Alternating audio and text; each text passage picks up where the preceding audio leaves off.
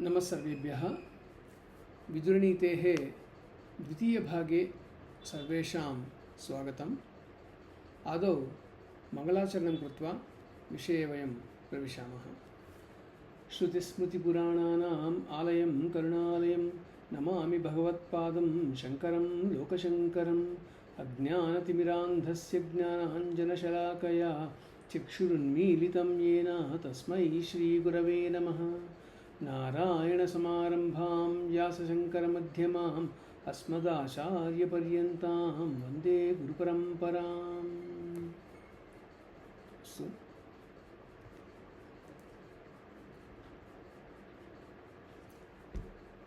प्रथमभागे तावत् वयं विदुरः कः, विदुरनीतेः प्राशस्त्यं किं, विदुरनीतिः महाभारते कुत्र वर्तते, तस्य सन्दर्भः कः, अनन्तरं काञ्चन श्लोकान् च वयं दृष्टवन्तः। सम्प्रति अनुवर्तिष्यामः। काञ्चन अन्यान् श्लोकान् वयम् अद्य पश्यामः। तर्हि द्वितीयभागे प्रथमः श्लोकः। षड्दोषाः पुरुषे नेह हातव्याः भूतिमिच्छता निद्रा तन्द्रा भयं क्रोध आलस्यं दीर्घसूत्रता। अयं श्लोकः तु अस्माभिः प्रायः प्रगतकक्षायां दृष्टः वर्तते इति मन्ये, अतः अग्रे गच्छामः। अस्मिन् श्लोके ये भूतिकामः वर्तन्ते, ये ऐश्वर्यम् इच्छन्ति, तैः त्यक्तव्याः दोषाः के इति अस्मिन् श्लोके वर्णितमस्ति। अत्र षडेव तु गुणाः पुंसा न हातव्याः कदाचन सत्यं दानम् अनालस्यम् अनसूया क्षमा धृतिः। पूर्वस्मिन् श्लोके त्यक्तव्याः गुणाः के इति उक्तं वर्तते। अस्मिन् श्लोके ये गुणाः कदापि न त्यक्तव्याः इति उच्यमानमस्ति। अन्वयं पश्यामः। पुंसा सत्यं दानम् अनालस्यम् अनसूया क्षमा धृतिः, एते षट् एव तु गुणाः कदाचन न हातव्याः इति। तर्हि न हातव्याः गुणाः के इत्युक्ते सत्यं दानम् अनालस्यम् अनसूया क्षमा च। सत्यं नाम सदा सत्यभाषणं, वयम् आङ्ग्लभाषायां वदामः tell it like it is इति। अनसूया नाम परगुणेषु आधारः, नो जलसि। दानं पुनः अनालस्यं नाम उत्साहः, नाट् बीइङ्ग् लेज़ी। क्षमा नाम फर्गिव्नेस्। धृतिः पुनः नाम धैर्यम्। एते षड्गुणाः कदापि अस्माभिः न त्यक्तव्याः इति विदुरः वदति। अग्रे गच्छामः। अर्थागमो नित्यम् अरोगिता च प्रिया च भार्या प्रियवादिनी च वश्यश्च पुत्रो अर्थकारी च विद्या षट् जीवलोकस्य सुखानि राजन्। अत्र विदुरः वदति अस्मिन् श्लोके सुखदायिनी वस्तूनि कानि इति तेन उच्यते। यदा आवश्यकं वर्तते तदा धनस्य प्राप्तिः, नित्यम् अरोगिता नाम आरोग्यं, प्रियभाषिणी प्रिया च भार्या, पितुः वचनपालने रतः पुत्रः, अर्थकारी अथवा प्रयोजनकारी विद्या। लोके पश्यामः वयं विद्या तु केचन कुर्वन्ति MSc केमिस्ट्रि, वृत्तिः तु वित्तकोशे।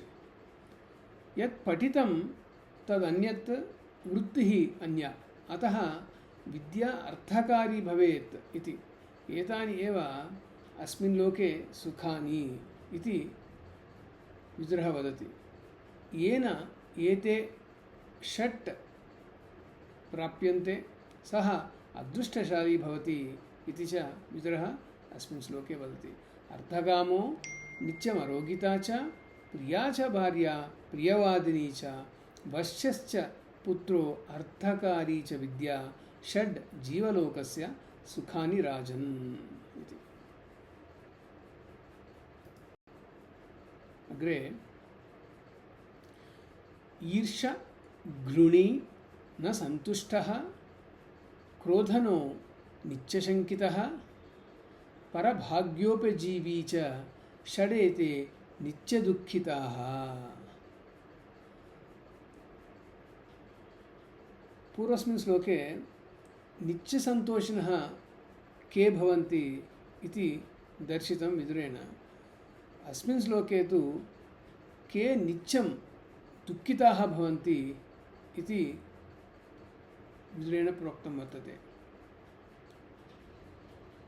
ईशुः नाम ईर्ष्यापरायणः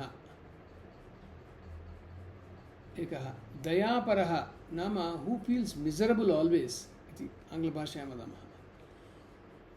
न सन्तुष्टः नाम यः कदापि सन्तुष्टः न भवति। क्रोधी पुनः नाम सदा यः कोपमेव भुङ्क्ते। पुनश्च यः अन्यान् सदा शङ्कयति। परभाग्योपजीवी नाम परान् न भुक्। एते 6 नित्यदुःखिनः भवन्ति, कदापि सन्तोषं न अनुभवन्ति इति। तादृशाः जनाः। ईर्ष्या, घृणी, न सन्तुष्टः, क्रोधनो, नित्यशङ्कितः, परभाग्योपजीवी च, 6 एते नित्यदुःखिताः इति वदति विदुरः अस्मिन् श्लोके। अनर्थकं विप्रवासं गृहेभ्यः, पापैः संधिं परदाराभिमर्शनं, दम्भं स्थैन्यं पैशुनं मद्यपानं न सेवते यश्च सुखी सदैव। अन्वयः यः च अनर्थकं गृहेभ्यः विप्रवासं न सेवते, पापैः संधिं न सेवते, अत्र न सेवते इति अध्याहारः करणीयः। परधाराभिमर्शं न सेवते, दम्भं न सेवते, स्थैन्यं पैशुनं मद्यपानं न सेवते, स सदैव सुखी भवति। अस्मिन् श्लोके यः पुमान् सदा सुखी भवति इति उच्यते। यः विना कारणं गृहात् दूरागमनं न करोति, पापैः नाम दुर्जनैः सह मैत्रीं न करोति, परस्त्री व्यामोहं च न करोति, आडम्बरं यः न सेवते, चौर्यं न करोति, पैशुनं नाम द्विजिह्वत्वम् इति वदामः। आङ्ग्लभाषायां वदामः चेत् बैक् बैटिङ्ग् इति न करोति, मद्यपानं न करोति, सः मनुष्यः सदा सुखी भवति इति विदुरः वदति। पुनः श्लोकम् एकवारं पठामः। अनर्थकं विप्रवासं गृहेभ्यः, पापैः सन्धिं परदाराभिमर्शनं, दम्भं स्थैन्यं पैशुनं मद्यपानं न सेवते यश्च सुखी सदैव।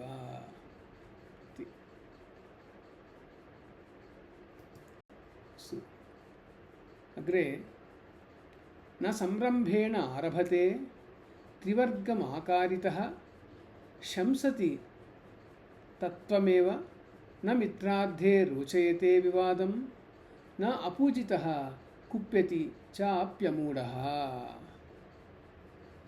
तत्र श्लोके पुनः पण्डितस्य लक्षणानि उक्तानि। यः धर्मार्थकामान् क्रोधेन वा आग्रहेण वा न प्रारभते, नाम पटाटोपेन न आरभते इति। पृष्टः चेदपि सदा यः यथार्थमेव वदति, मित्रस्य विषये कलहं न इच्छति, असत्कृतः नाम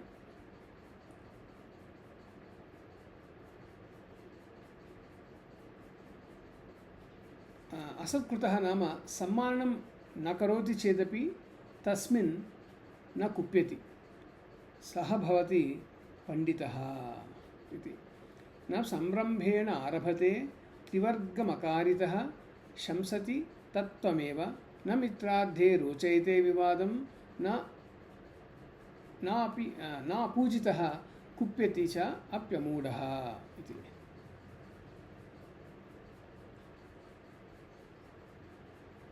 त्रिवर्गं नाम अत्र धर्मार्थ कामाः इति। अस्तु, अग्रे गच्छामः। न यो अभ्यसूयति अनुकम्पते च, न दुर्बलः प्रातिभाव्यं करोति, नात्याह किञ्चित् क्षमते विवादं, सर्वत्र तादृक् लभते प्रशंसाम्। अन्वयः, यः न अभ्यसूयति, अनुकम्पते वा दुर्बलः, प्रातिभाव्यं न करोति, किञ्चित् न अत्याह विवादं क्षमते, तादृक् सर्वत्र प्रशंसा लभते। अस्मिन् श्लोके कः प्रशंसापात्रः भवति इति वर्णितं। यः न अभ्यसूयति नाम असूयां न करोति, नाम असूया नाम किं? परगुणेषु दोषं द्रष्टुमेव असूया। यः परगुणेषु दोषं न पश्यति, अन्येषां निन्दनं न करोति, पुनः अन्येषु दयां दर्शयति, निर्बलः चेत् अन्यैः सह विरोधं न करोति, किञ्चिदपि अतिक्रम्य न भाषते, मितभाषी नाम अहमेव सर्वं जानामि इति गर्वेण न भाषते सः। यदि कलहमस्ति चेत् तत् सहते, न तु कलहं वर्धयति। तादृशः पुरुषः सर्वत्र प्रशंसापात्रः भवति इति अस्मिन् श्लोके वर्णितम्, अथवा अस्य श्लोकस्य तात्पर्यं वर्तते।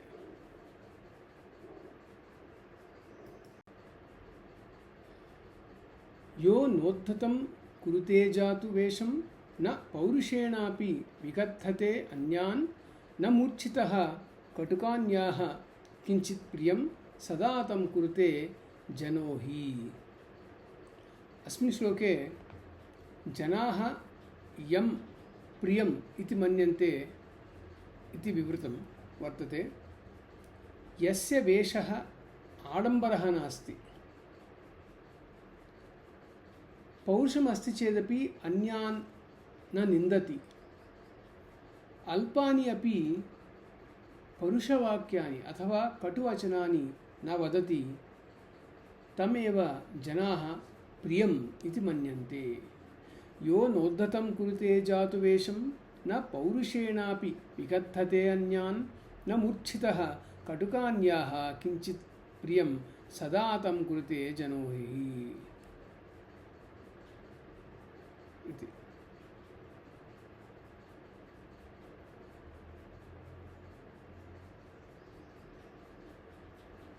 अग्रे गच्छामः।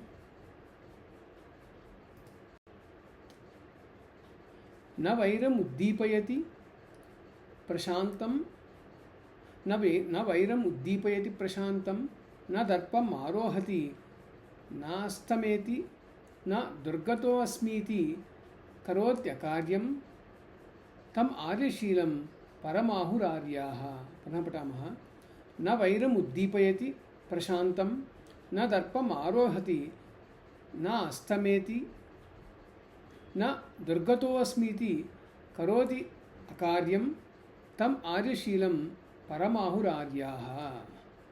अस्मिन् श्लोके शिष्टाः कं साधुचरितं कथयन्ति इति विवृतं वर्तते। यः प्रशान्तं वैरं पुनः उद्दीपयति, लोके पश्यामः केचन भवन्ति, केषाञ्चन मध्ये यत् वैरं पूर्वमासीत् तत् वैरं पुनः निष्कारणं विना कारणं प्रज्वालयन्ति, प्रज्वाल्य पश्यन्तः विनोदं कुर्वन्ति, किन्तु सुचरिताः तादृशाः न भवन्ति। ते दर्पं न प्रदर्शयन्ति, दैन्यं न गच्छन्ति, पुनः आपत्काले अपि अकार्यं न कुर्वन्ति। नाम लोके भवन्ति जनाः धनम् आवश्यकं चेत् कथञ्चित् अपि अन्यान् वञ्चयित्वा अपि धनार्जनं करणीयम् इति चिन्तयन्ति। ते साधुशीलाः तादृशाः न भवन्ति इति अस्य श्लोकस्य तात्पर्यम्।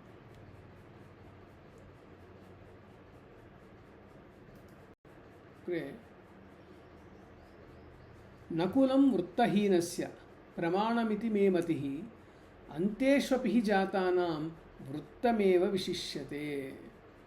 अत्र विजुरः वदति कश्चन उत्तमकुले जातः चेत् तस्य वृत्तं नाम क्यारेक्टर् इति आङ्ग्लभाषायां, तस्य वृत्तम् अपि योग्यं भवति, सः सदाचारान् पालयति इति वक्तुं न शक्यते। नाम तस्य वृत्तं ज्ञातुं कुलं प्रमाणभूतं न भवति इति। पश्यन्तु, आङ्ग्लभाषायां वदामः चेत् we tend to think many times, oh, this guy is from a very good family, so he must be having a good character. But that is not true always. यद्यपि कश्चन नीचकुले जातः तथापि तस्य शीलम् उन्नतं भवितुम् अर्हति। अत्र उदाहरणं तु महाभारते एव वर्तते। धर्मराजः दुर्योधनः द्वौ अपि कुरुकुले जातौ। कुरुकुलं तु उत्तमम् इति सर्वे जानन्ति, तथापि दुर्योधनः कुटिलः जातः, धर्मराजः तु शीलवान् किल। अतः केवलम् उत्तमकुले एव जातः चेत् कश्चन उत्तमः भवितुम् अर्हति इति न चिन्तनीयम्। उत्तमकुले न जातः चेदपि तस्य शीलम् उन्नतं भवितुम् अर्हति इति वदति विदुरः अस्मिन् श्लोके। तत्सत्यमेव वयं न केवलं महाभारते अपि च लोके अपि बहुत्र वयं पश्यन्तः स्मः इदानीमपि। अस्तु, अग्रे गच्छामः।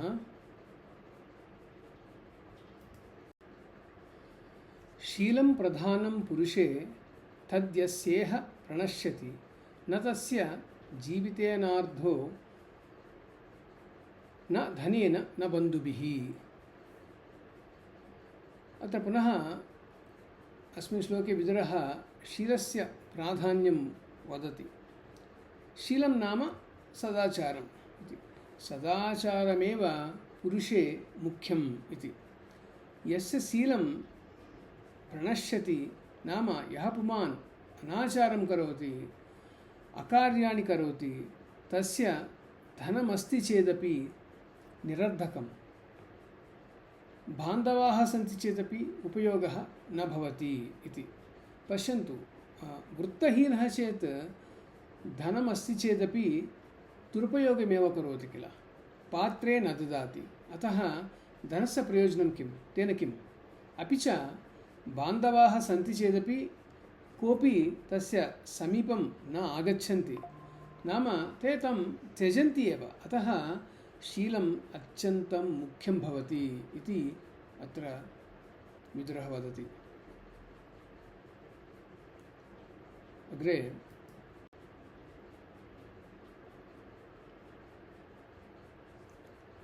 उत्तमः श्लोकः। सम्पन्नतरमेवान्नं दरिद्रा भुञ्जते सदा स्वादुतां जनयति सा च आढ्येषु सुदुर्लभा। अत्र अन्वयः दरिद्राः सम्पन्नतरम् एव अन्नं सदा भुञ्जते यतः क्षित् स्वादुतां जनयति सा च आढ्येषु सुदुर्लभा इति। अस्मिन् श्लोके वर्ण्यते दरिद्राणां कृते भोजनं कथं भवति, धनिनां कृते भोजनं कथं भवति इति। निर्धनाः सदा स्वादु अन्नमेव खादन्ति। भोः कथम् एतत् निर्धनाः स्वादु अन्नं भोक्तुं कथमर्हति इति प्रश्नः भवितुमर्हति। यतोहि ते सदा किमर्थमित्युक्ते ते सदा क्षुधा एव पीडिताः भवन्ति। अतः यत्किमपि खादितुं चेत् तेषां कृते तद् भक्ष्यम् अथवा भोज्यं वा भवतु स्वादुरेव भवति। बुभुक्षा स्वादुत्वं न जानाति, निद्रा सुखं न जानाति इति अस्ति किल। अतः किन्तु धनिनां समीपे सर्वभोज्यपदार्थानि सन्ति चेदपि ते सर्वकालेषु पूर्णोदराः भवन्ति इति कारणात् तेषां पदार्थानां स्वादुत्वम् आस्वादयितुम् एव न शक्नुवन्ति। ते बुभुक्षा नाम का इत्येव न जानन्ति, तर्हि कथं वा स्वादुत्वम् अनुभवन्ति इत्यर्थः। अतः सम्पन्नतरमेवान्नं दरिद्रा भुञ्जते सदा स्वादुतां जनयति सा च आढ्येषु सुदुर्लभा। आढ्येषु नाम सम्पन्नेषु, सुदुर्लभा नितरां दुर्लभमेव स्वादुत्वम् इति अस्य श्लोकस्य तात्पर्यम्। अग्रे प्रायेण श्रीमतां लोके भोक्तुं शक्तिर्न विद्यते जीर्यन्तपि हि काष्ठानि दरिद्राणां महीपते। अत्र अन्वयः पश्यामः। महीपते प्रायेण लोके श्रीमतां भोक्तुं शक्तिः न विद्यते किन्तु दरिद्राणां काष्ठानि अपि हि जीर्यन्ते। अयं श्लोकः अवश्यमेव विदुरेण भविष्यमपि सम्यक् ज्ञात्वा लिखितः स्यात्। ये धनिनः सन्ति ते सर्वं क्रेतुं समर्थाः भवन्ति। तेषां भोजने सर्वविधभक्ष्यभोज्यानि भवितुमर्हन्ति किन्तु ते सर्वरोगैः पीडिताः भवन्ति। बीपी वा भवतु, मधुमेहः, ग्यास् इत्यादि। अतः ते खादितुमेव न शक्नुवन्ति। तर्हि धनेन किं भवति? धनम् अस्ति चेदपि किं प्रयोजनं? निर्धनाः तु काष्ठमपि जीर्णितुं शक्नुवन्ति किन्तु तेषां सविधे क्रेतुं धनमेव न भवति। इयं स्थितिः वर्तते। अतः अत्र नीतिः का इत्युक्ते धनस्य पृष्ठतः धावनं मास्तु। यद्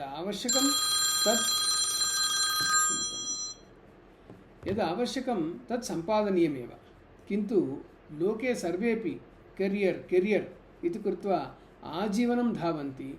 धनसम्पादने एव निमग्नाः अपि भवन्ति। अन्यं सर्वं त्यक्त्वा किन्तु आरोग्यं नष्टं चेत् धनेन किं कुर्मः? अतः धनस्य पृष्ठे धावनं मास्तु इत्यपि अस्मात् श्लोकात् वयं ज्ञातुं शक्नुमः।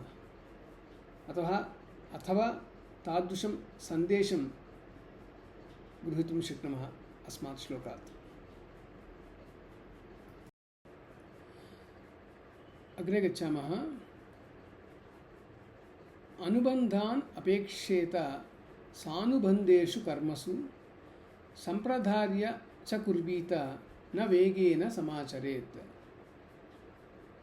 अनुबन्धं च सम्प्रेक्ष्य विपाकं चैव कर्मणाम् उत्थानम् आत्मनश्चैव धीरः कुर्वीत वा न वा।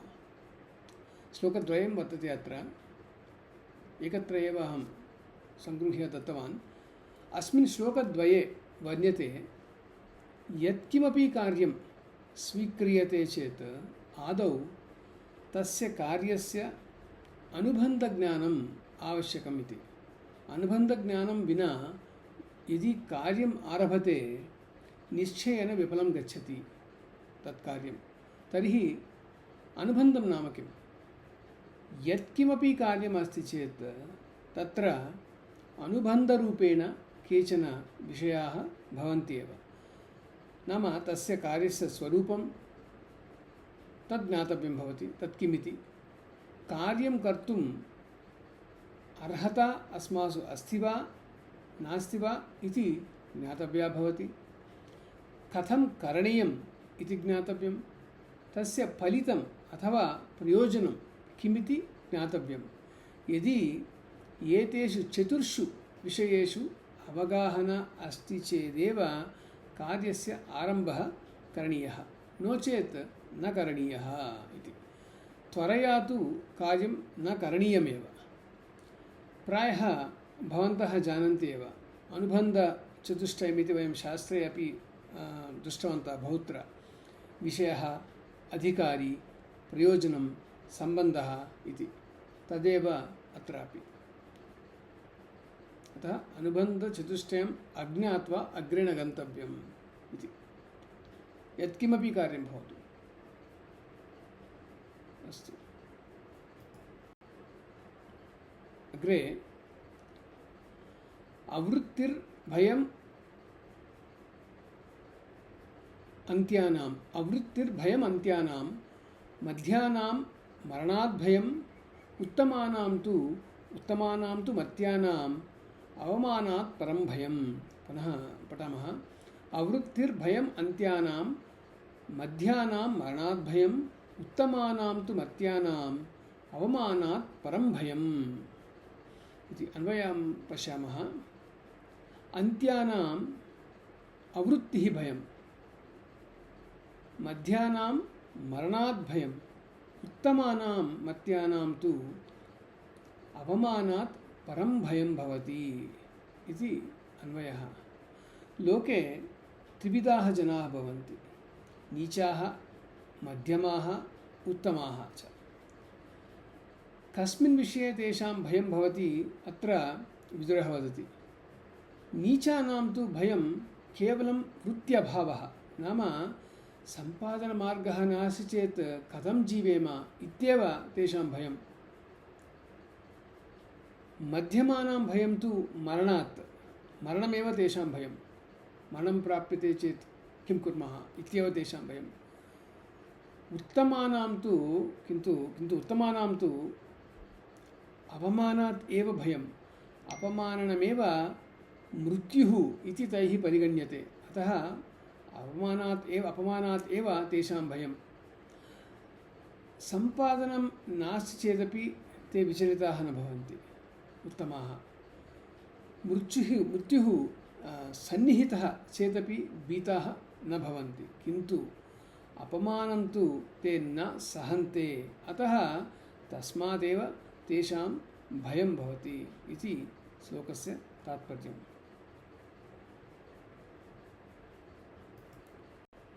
अग्रे गच्छामः। न स्वे सुखे वै कुरुते प्रहर्षं, न अन्यस्य दुःखे भवति प्रहृष्टः, दत्वा न पश्चात् कुरुते च तापं, कथ्यते सत्पुरुषार्यशीलः। अन्वयः।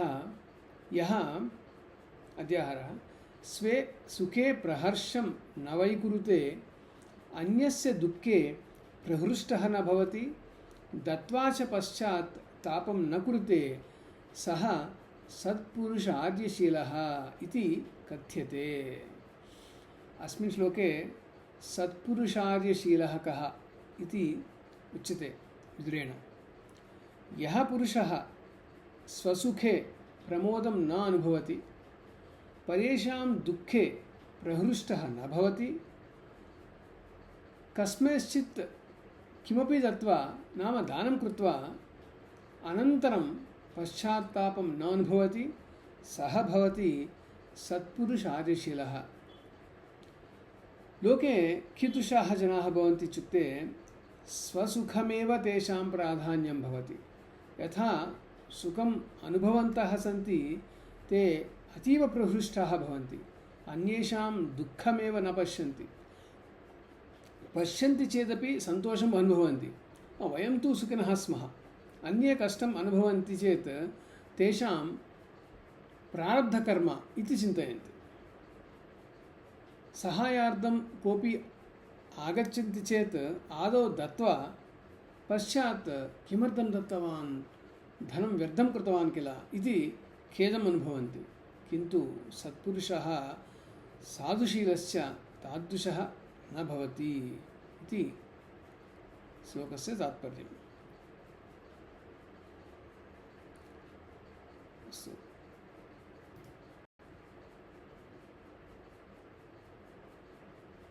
अत्र केचन श्लोकाः वर्तन्ते राजनीतेः विषये।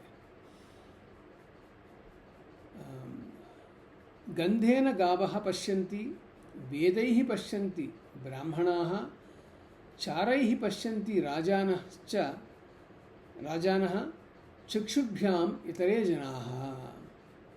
अन्वयः, गावः गन्धेन पश्यन्ति, ब्राह्मणाः वेदैः पश्यन्ति, राजानः चारैः पश्यन्ति, इतरे जनाः चक्षुर्भ्यां पश्यन्ति इति।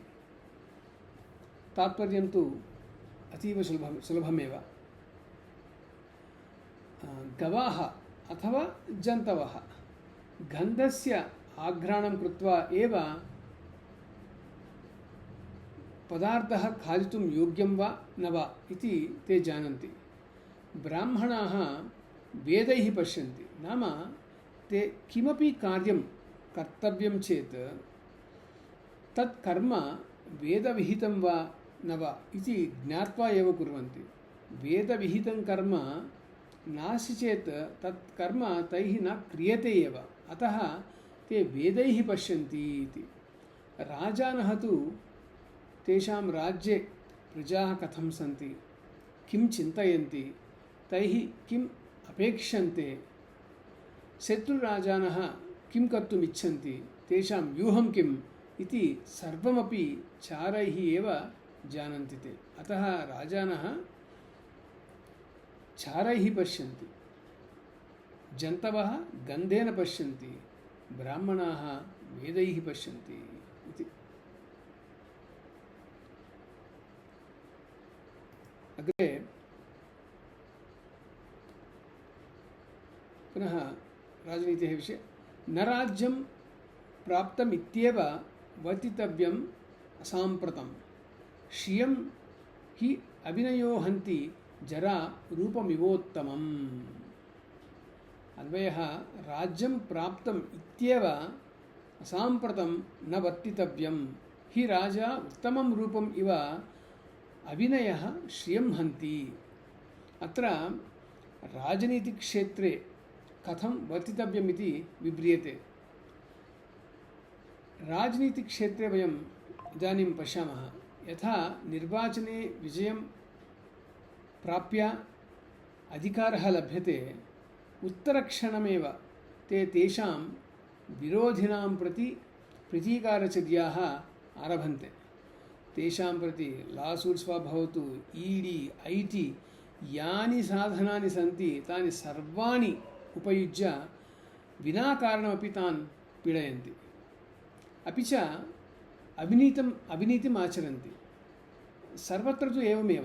प्रायः विदुरः तस्मिन् काले जानाति एतादृशाः नायकाः भविष्यन्ति इति, अतः एव वदति राज्यं प्राप्तम् इति कारणेन विनयं त्यक्त्वा अभिनयेन न वर्तितव्यम् इति। तथा क्रियते चेत्, यथा जरा उत्तमं रूपम् अपि हन्ति, तथैव अभिनयम् अथवा अभिनीतिः श्रियं हन्ति इति। यथा राज्यं नष्टं भवति तदा अन्ये अपि एतं प्रति प्रतीकारं कुर्वन्ति एव। अवश्यं भोक्तव्यं खलु कृतं कर्म शुभाशुभम् इति। अतः एवं न वर्तितव्यम् इति अत्र अस्मिन् श्लोके दत्तं वर्तते। अस्य श्लोकस्य सन्देशः। अस्तु,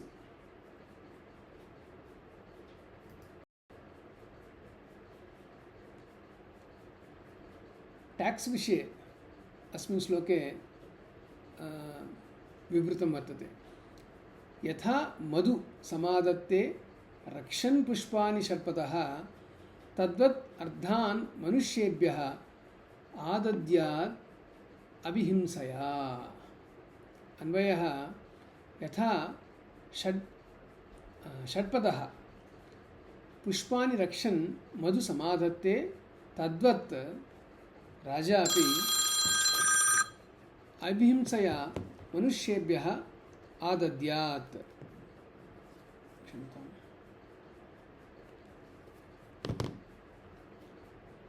अस्मिन् श्लोके राजा प्रजाभ्यः कथं धनं नाम ट्याक्स् सङ्गृहीतव्यम् इति सूचयति विदुरः।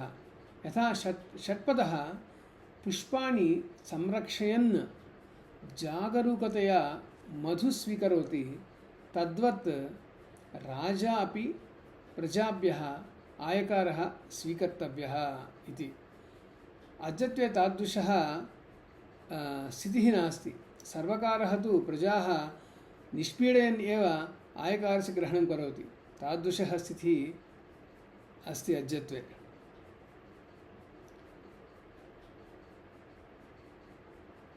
अतः ट्याक्स् कलेक्शन् इति यथा षट्पदः मधु समादत्ते तथा करणीयम् इति विदुरः वदति अस्मिन् श्लोके।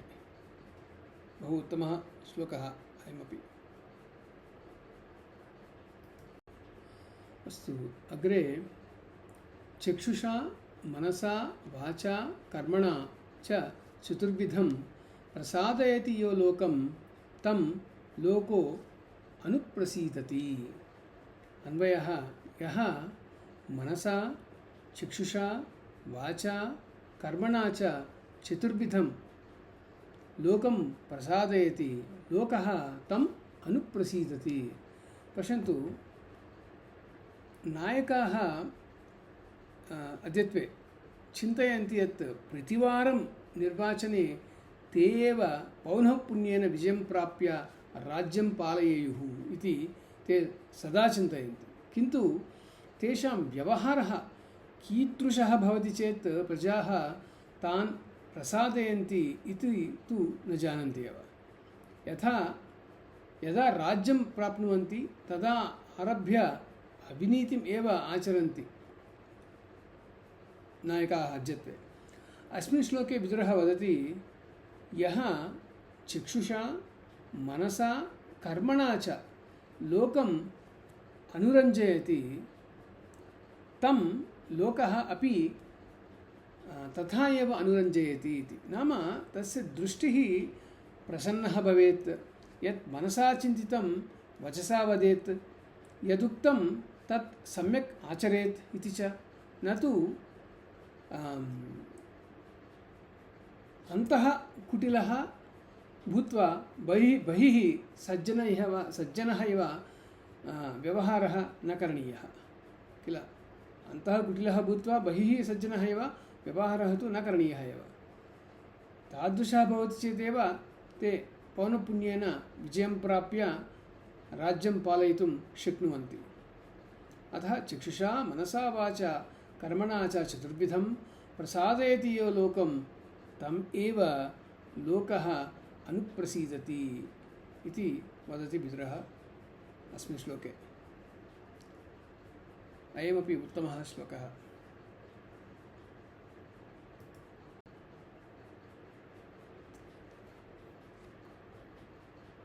अयमपि मह्यं बहु रोचते। य एव यत्नः क्रियते परराष्ट्रविमर्धने स एव यत्नः कर्तव्यः स्वराष्ट्रपरिपालने। पुनः पठामः। य एव यत्नः क्रियते परराष्ट्रविमर्दने स एव यत्नः कर्तव्यः स्वराष्ट्रपरिपालने। अत्र उच्यते यावान् प्रयत्नः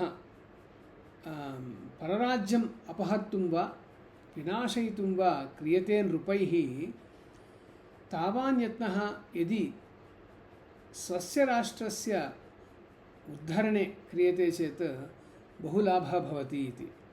पश्यन्तु, अस्य श्लोकस्य उत्तमम् उदाहरणं तु पाकिस्तान् राज्यमेव। ते अस्मान् नाशयितुमेव सदा प्रयत्नशीलाः भवन्ति। आतङ्कवादिनां कृते रक्षणं दत्वा तान् विविध शस्त्रप्रयोगे सुप्रशिक्षितान् अपि कृत्वा अस्माकं देशं प्रति प्रेषयन्ति। अस्मान् विनाशयितुमेव तेषां लक्ष्यं। किन्तु यदि सः एव यत्नः स्वराष्ट्ररक्षणे क्रियते तर्हि एतादृशी दुस्थितिः तस्य राज्यस्य न स्यात्। ये स्वस्य उद्धारणं त्यक्त्वा सदा अन्यान् एव नाशयितुं प्रयतन्ते ते स्वयं नाशनं यान्ति इति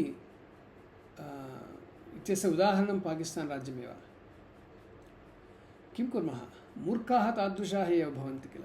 अतः किमपि वयं कर्तुं न शक्नुमः। अस्तु, तर्हि अग्रे गच्छामः।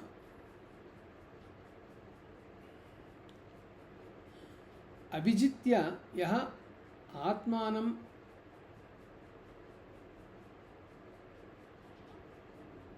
अभिजित्य यः आत्मानम् अमात्यान् विजिगीषते अमित्रान् वा अजिता अमात्यः सो अवशः परिहीयते।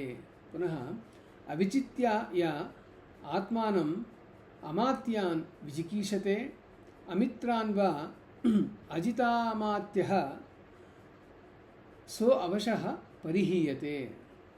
अन्वयः, यः आत्मानम् अभिजित्य अमात्यान् अमित्रान् वा विजिगीषते अजितामात्यः सः अजितामात्यः अवशः परिहीयते इति अन्वयः।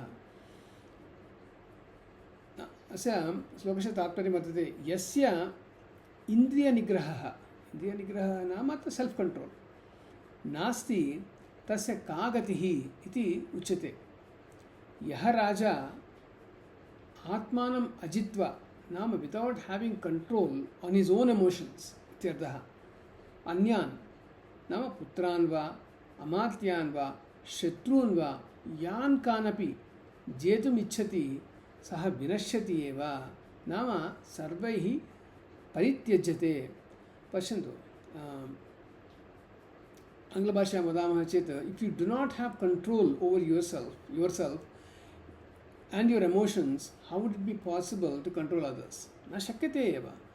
अन्यान् जेतुम् आदौ स्वात्मा जेतव्यं भवति। पश्यन्तु, वयं कार्यालयेषु वा अन्यत्र वा पश्यामः, केचन लीडर्स् भवन्ति, कार्यं सफलं न भवति चेत् कोपं धृत्वा अन्यान् निन्दयन्ति। So they always try to find whom to blame। वयं जानीमः, सर्वत्र पश्यन्तः स्मः इदानीम्। अतः एव विदुरः अग्रिमश्लोके वदति, तत् श्लोकं पश्यामः, तं श्लोकं पश्यामः, क्षम्यताम्।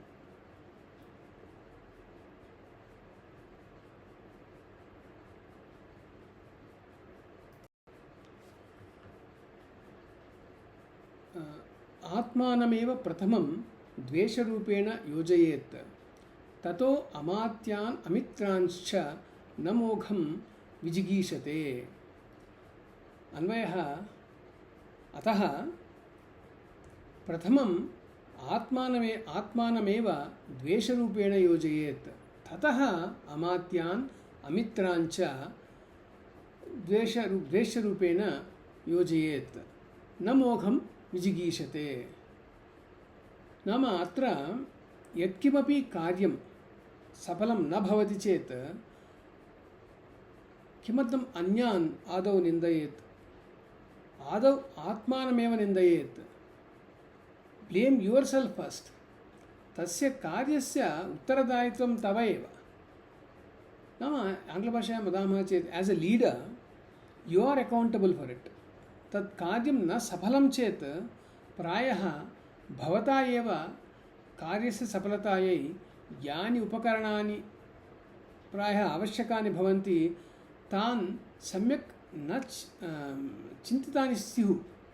अतः एव विदुरः वदति आदौ स्वात्मानं निन्दयेत् अनन्तरमेव अन्यान् इति.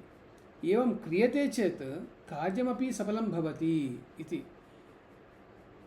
It's a very good leadership lesson, isn't it? उत्तमः श्लोकः अयं वर्तते. अग्रे अपि लीडरशिप विषये उक्तं वर्तते, तद् वयं पश्यामः. अत्र पश्यन्तु. वश्येन्द्रियं जितात्मानं धृतदण्डं विकारिषु परीक्षाकारिणं धीरम् अत्यन्तं श्रीः निषेवते. अन्वयः श्री वश्येन्द्रियं जितात्मानं विकारिषु धृतदण्डं परीक्षाकारिणं धीरम् अत्यन्तं निषेवते इति. यथा पूर्वश्लोकद्वये उक्तं, यः जितेन्द्रियः नाम हू हेस् सेल्फ कंट्रोल, यः पुनः यः आदौ आत्मानम् एव दोषरूपेण योजयति, नाम who assumes the responsibility and blames himself first, यः पुनः विचिन्त्य एव कार्यं करोति,